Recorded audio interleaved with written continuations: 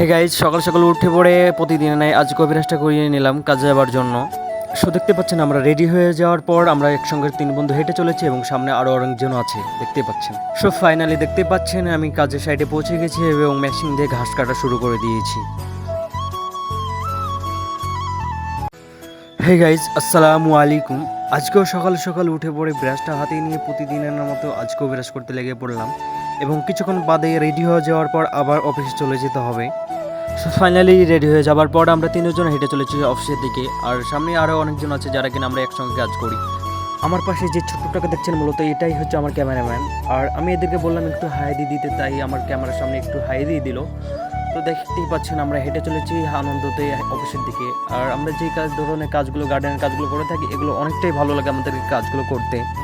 তো দেখতে থাকুন পুরো ভিডিওটা।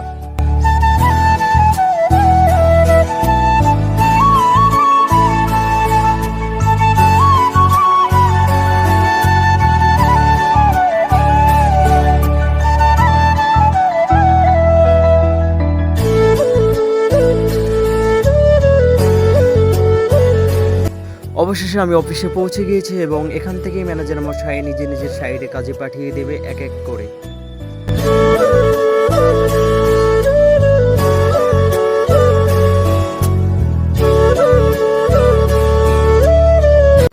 আপনারা দেখতে পাচ্ছেন অবশেষে আমি সাইডে পৌঁছে গেছি এবং মেশিনটাকে ফিট করে নিয়ে অলরেডি ঘাস কাটতে শুরু করে দিয়েছি মেশিন দিয়ে। তো দেখতে থাকুন। আর মূলত আমার সঙ্গে কেউ না থাকে, ক্যামেরাটাকে গাছের উপরে রেখে দিয়ে ক্যামেরা শ্যুটটা নিতে হচ্ছে আমাকে। একটু ভিডিওটা দেখতে সমস্যা হতে পারে কারণ ক্যামেরাটা ধরার মতো কেউ তো ছিল না, এই কারণে। তো দেখতে থাকুন আমার পুরো ভিডিওটা। যদি ভালো লাগে থাকে অবশ্যই একটা লাইক দিয়ে এবং চ্যানেলটাকে সাবস্ক্রাইব করে নেবেন।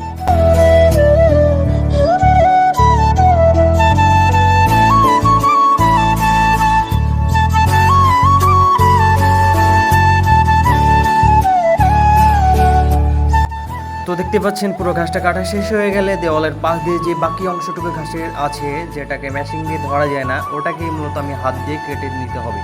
তার জন্য আমি দেখেন হাত দিয়ে কেটে নিচ্ছি সেই ঘাসটুকু।